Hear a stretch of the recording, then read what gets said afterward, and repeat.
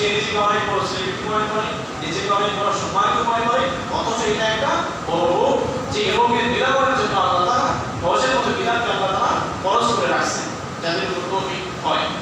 আল্লাহ তাআলা আমাদেরকে এই রোগ থেকে বেঁচে থাকার তৌফিক দান করুন। কোনো মুমিন বান্দা যে কোনো কাজ করবে, কোনো মানুষকে দেখানোর জন্য করবে না, নিজের জোশ এবং খ্যাতির জন্য করবে না, সে মানুষটাকে ভালো করবে এই জন্য করবে না, বরং সে যত কাজ করবে একমাত্র আল্লাহর জন্যই করবে। এটি হচ্ছে প্রকৃত নিয়ম। কিন্তু আমাদের দিলের মধ্যে যেহেতু আমরা বাতাস ছাড়া আমরা চলতে পারি না, বাতাসের বৈশিষ্ট্য হচ্ছে প্রসিদ্ধি লাভ করা। আমরা সবাই প্রসিদ্ধি লাভ করতে চাই। এই প্রসিদ্ধি লাভ করার জন্য আমরা বিভিন্ন কাজ করে থাকি। অনেক সময় আমাদের অনিচ্ছা থাকা সত্ত্বেও আমাদের দিয়ে শয়তান করে ফেলি। তো যখন আমরা এরকম আমরা অনুভব করবো যে আমরা আমাদের দ্বারা খারাপ কাজ হয়ে যাইতেছে, সাথে সাথে আমরা ইস্তিগফার করব এবং আল্লাহ তাআলার দিকে রুজু হব, আল্লাহ তাআলার দিকে মুতাওয়াজ্জিহ হব, আল্লাহ তাআলার কাছে দোয়া করব যে আল্লাহ আপনি আমাকে আযাব ও গজব থেকে হেফাজত করেন। তো মানুষ বড় বড় যে চারটা বস্তুটা ধরি, একটা আগুন, তারপর হচ্ছে বাতাস, আরো একটা হচ্ছে পানি। পানি ছাড়াও আমরা চলতে পারি না। এমনকি পানির ওপর আমরা আমাদের একটা জীবন, পানি ছাড়া যেহেতু মানুষ বাঁচতে পারে না। পানির একটা বৈশিষ্ট্য আছে। পানির বৈশিষ্ট্য হচ্ছে আপনি যত নিচু দেখা যাবে সেখানে আপনি পানি দেবেন। পানি যে স্তরে আছে তার চেয়ে উদাহরণ কি কিছু স্তর থাকে, সে যে কোনো ভাবের সেই জায়গায় যাওয়ার জন্য আপনার চেষ্টা করে যায়। এমনকি আপনি যদি পা ধরেন, সে পা বের করে চেষ্টা করে যে অপর প্রান্তে চলে যায়। পা যদি দিয়ে দেন, পা মজবুত করে দেন, পাদের ভিতরে দিয়ে টুকরা করে সেটা অন্য জায়গায় চলে যায়, তাও সম্ভব না হয় সেই পা ছুঁয়েও চেষ্টা করে কি কিছু জায়গায় চলে যায়। তো আমরা তো দেখতেছি পানি ছাড়া তো আমরা চলতেই পারি না। আমাদের শরীরের মধ্যে পানি আর পানি। এমনকি আমরা যখন মৃত্যুবরণ করবো আমাদের শরীরটা প্রচুর বেশি পানির মতো করে মাটি হয়ে যায়। এই পানির বৈশিষ্ট্য হচ্ছে পানির চাহিদা হচ্ছে নেতৃত্ব লাভ করা। সে সব জায়গায় চায় নেতৃত্ব দিতে। তো আমরা যেহেতু মানুষ, আমরা পানির দ্বারাও গঠিত, এই জন্য আমাদের ভিতরেও এই নেতৃত্বের চাহিদা আছে। কোনো ব্যক্তি বলতে পারবে না যে তার মধ্যে নেতা হওয়ার বা লিডার হওয়ার কোনো আকাঙ্ক্ষা নাই, এই কথা কেউ বলতে পারবে না। সবাই যার আপন স্থানে সে লিডার, সে নেতা। এবং এটা শুধু আমাদের মুখের কথা না, হাদিসেও আসছে যে আলা কুল্লুকুম রাঈন, যেটা তোমরা সবাই কি জিম্মাদার, ওয়া কুল্লুকুম রাঈন ওয়া কুল্লুকুম মাসউলুন আন রাঈয়াতিহি, আর তোমাদের প্রত্যেকেই তোমাদের জিম্মাদার সম্পর্কে জিজ্ঞাসিত হবে। একজন লোক সে হয়তো আমার কাছে কর্মচারী, সেটা আমার কাছে ছোট, কিন্তু সে আবার আরেক জায়গায় হতো আরো তার অধীনে অনেক মানুষ চলাফেরা করে, সে তো আরেক জায়গায় সে নেতৃত্ব স্থানীয়। এটাই স্বাভাবিক। তো এই যে দিনে নেতৃত্বের আকাঙ্ক্ষা আসা, এটাও একটা ভালো গুণ নয়। একটা হচ্ছে আল্লাহর পক্ষ থেকে আসা, আর একটা হচ্ছে নিজের পক্ষ থেকে তৈরি করা। এক সময় এরকম ছিল যে মানুষ চেয়ারম্যান বানানোর জন্য, মেম্বার বানানোর জন্য, মসজিদের এরকম দায়িত্বশীল বা মাদ্রাসার দায়িত্বশীল বা সমাজের দায়িত্বশীল, কোনো বাজারের দায়িত্বশীল কর্মধার বানানোর জন্য মানুষের কাছে চাইতো যে আপনি দায়িত্ব গ্রহণ করেন, কিন্তু মানুষ রাজি হইতে চাইতো না। আর এখন যদি কোনো বাজারে কোনো সভাপতি নির্বাচিত হয়, সেখানে মানুষের অভাব থাকে না। এলাকায় মেম্বরিং দাঁড়াবে, মানুষের অভাব থাকে না। চেয়ারম্যান দাঁড়াবে, মানুষের অভাব থাকে না। তারপরে এটা নিজের থেকে, আর যে জিনিস নিজের থেকে দাবি করে, এটা আসলে এর মধ্যে কোনো খায়ের নাই, কোনো কল্যাণ নাই। আর যেটা প্রধান প্রদত্ত আল্লাহর পক্ষ থেকে আসে জিম্মাদারি, এটার মধ্যে খায়ের, এটার মধ্যে ভালাই, এটার মধ্যে মঙ্গল এবং এটার মধ্যে কামিয়াবি। কিন্তু আমরা চাই শুধু আমরা আমাদের নিজের দিলের দিকে যে দাবিটা আছে এটাকে পূরণ করার জন্য। এটা আসলে একজন সচেতন মানুষ যে সে এমনিতেই বোঝে। এটা করতে গিয়ে আমাদের রাজনীতির মধ্যে বড় একটা ফিতনা হয়ে গেছে। আমরা হেফাজত যে নিজের যে দাবি, এটা আসলে এটা প্রকাশ করবো আল্লাহর কাছে। নিজের যত চাহিদা আছে, যত চাওয়া আছে, এটা আমরা আল্লাহর কাছে প্রকাশ করবো।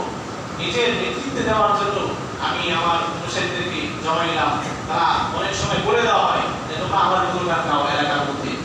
অথচ সাহাবায়ে কেরামের জমানায় কি ছিল? তারা অনেক কাজ করতেন, দিনের কাজ করতেন, কিন্তু প্রকাশ করতেন খুবই কম, বরং প্রকাশই করতেন না। তারা প্রকাশ্যে ইবাদত করে যেগুলো আনন্দ উপভোগ করতে, তার চেয়ে বেশি আনন্দ উপভোগ করতে একা একা ইবাদত করে। এবং এই জন্য কিতাবেও আসছে এবং হাদিসের ভিতরেও পাওয়া যায় যে প্রকাশ্যে কোনো ব্যক্তি দান সৎকার করলে, কোনো ব্যক্তি ইবাদত করলে যে পরিমাণ সওয়াব হবে, গোফরে দান করলে তার চেয়ে বেশি সওয়াব হবে। কারণ গোফরে দান করলে অনেক সময় আমাদের ইখলাস পুরস্কার বেশি আসে, প্রকাশ্যে দান করলে অনেক সময় দিলের মধ্যে এরকম ওয়াসওয়াসা চলে আসে যে মানুষ দেখছে আমি অনেক টাকা দান করছি, মানুষ এটা জানে আমি ওই টাকা দান করছি। যদিও হাদিসের ব্যাখ্যা অথবা আসছে যে কখনো প্রকাশ্যে দান করা ভালো, কখনো গোপনে দান করা ভালো। তো যেটা বলতেছিলাম যে নেতৃত্বের চাওয়া বা এরকম নেতৃত্বের আমি তো আসা যে আমি এলাকার মধ্যে বড় নেতা হব, আমি এরকম বাজারের জিম্মাদার হব, আমি মসজিদের জিম্মাদার হব, বা এটা বৃত্তি হবে, এটা দিলে যে আসে, এটা আসে মূলত শয়তানের পক্ষ থেকে। এটা হচ্ছে আমাদের মধ্যে নিহিত পানির একটা বৈশিষ্ট্য, তার দাবি হচ্ছে এরকম নেতৃত্বের দাবি করা। তো আমাদের দিকে যখনই এটা আসবে আমরা আল্লাহ তাআলার দিকে রুজু হব, আল্লাহ তাআলার কাছে আমরা ইস্তিগফার করব এবং আল্লাহ তাআলার কাছে আমরা পানা চাবো যে আল্লাহ আপনি আমাদেরকে এই হাজার থেকে হেফাজত করেন। মানুষকে যে সমস্ত বড় বড় মসজিদ তৈরি করা হয়েছে তার মধ্যে একটা হচ্ছে মাটি। যেটা আমরা সবাই জানি, আমরা মাটির থেকে তৈরি, আমরা আবার মাটির ভিতরেই আমাদেরকে রাখা হবে। মিনহা খালাকনাকুম ওয়া ফিহা নুঈদুকুম ওয়া মিনহা নুখরিজুকুম তারাতান উখরা। সমস্ত মানুষ যারাই মৃত্যুবরণ করে আমরা দেখি তাদেরকে কবরে রাখার সময় এভাবে দোয়া করা হয়, মিনহা খালাকনাকুম, এই মাটি থেকেই তোমাদেরকে সৃষ্টি করা হয়েছে, ওয়া ফিহা নুঈদুকুম, এই মাটির মধ্যেই তোমাদেরকে আবার ফিরে দেওয়া হবে, ওয়া মিনহা নুখরিজুকুম তারাতান উখরা, আর এই মাটি থেকে আবার তোমাকে পুনরায় সৃষ্টি করা হবে। তো আমরা যেহেতু মাটির তৈরি, আদম আলাইহিস সালামকে মাটি দ্বারা তৈরি করছে, এজন্য আদম আলাইহিস সালামের সিলসিলার মধ্যে, বংশের মধ্যে আমরা সবাই শামিল। প্রথম মানুষ আদম আলাইহিস সালাম। এখানে আমাদের অনেক ভাইরা আছে, অনেক কিছু ভাইরা এক শ্রেণী তারা বলে থাকে যে আমাদের নবী হযরত মুহাম্মদ মুস্তাফা সাল্লাল্লাহু আলাইহি ওয়াসাল্লাম উনি হচ্ছে দূরের তৈরি, উনি মাটির তৈরি না। অথচ তারা কিন্তু এটা ভুল ব্যাখ্যা করতেছে, কারণ উনি তো মানুষ। যদি উনি ফেরেশতা হতেন তাহলে এটা আমরা মানতাম, কিন্তু উনি মানুষ এবং আদম আলাইহিস সালামের নসলের মধ্যে, ওনার বংশের মধ্যে। তো আদম আলাইহিস সালাম যেহেতু মাটির তৈরি, স্বাভাবিক উনিও মাটির তৈরি, এটা তো কোনো ব্যাখ্যা করা লাগে না। এবং উনি এক জায়গায় বলছেন ইন্নাকা লাতাশারু মিসলুকুম, নিশ্চয়ই আমি তোমাদের মতোই একজন মানুষ, ইউহা ইলাইয়া, আমার প্রতি ওহী করা হয়। তো যদি বলা হয় যে আমি তোমাদের মতোই একজন মানুষ, এটা দ্বারা তো বোঝায় তোমরা যেরকম রক্তে মানুষের মাটি দ্বারা গঠিত, আমাকেও আল্লাহ তাআলা সেই রক্ত মানুষ মাটি দ্বারাই তৈরি করছে। তোমরা যে জমিতে চলাফেরা করো, যে খাবার খাও, আমিও সেই জমিতে চলাফেরা করি, সেই খাবার খাই। এটা আমার উদ্দেশ্য না, যেটা উদ্দেশ্য যে আমাদেরকে আল্লাহ মাটি দ্বারা তৈরি করছে।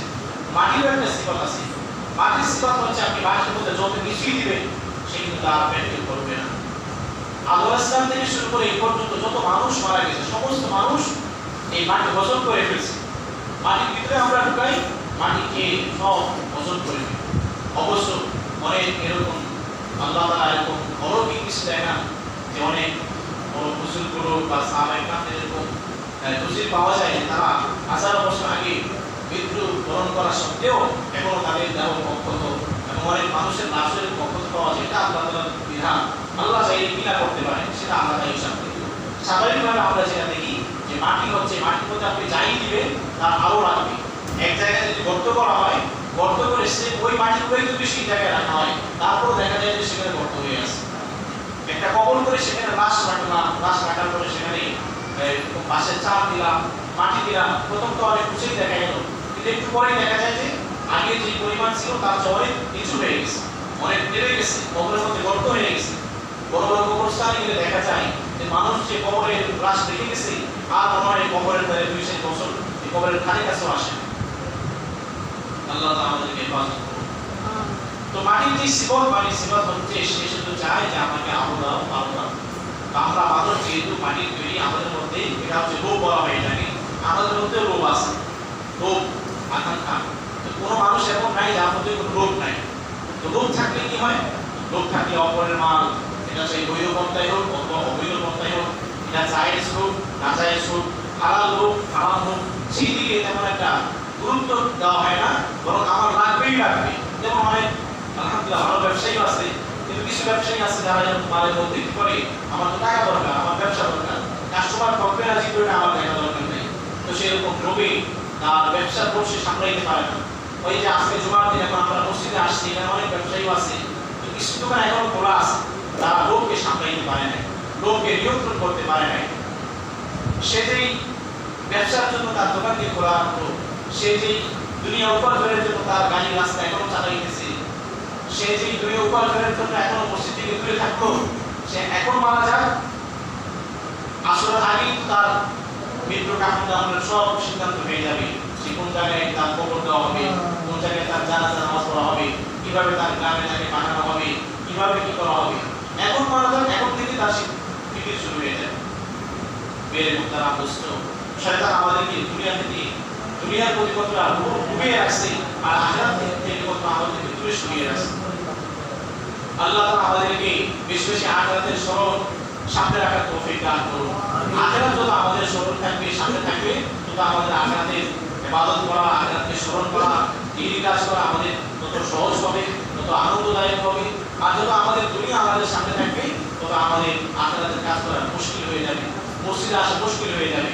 সে এখান থেকে দেশকে দেশ সফর করতে পারবে, এখান থেকে দেশ ছেড়ে বিদেশেও যেতে পারবে, কিন্তু সেই ঘর থেকে বের হয়ে মসজিদে আসা তার জন্য অনেক কষ্ট হয়ে যাবে।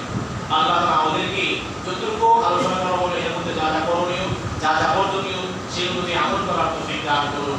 এবং আমাদেরকে আল্লাহ তাআলার ইবাদতগুলো যেগুলো মসজিদে এসে করা, এগুলো মসজিদে এসে আমলগুলো পুরা করার তৌফিক দান করুন। ওয়া আখিরু দাওয়ানা আলহামদুলিল্লাহি রাব্বিল আলামিন। আমরা যা পরে আসি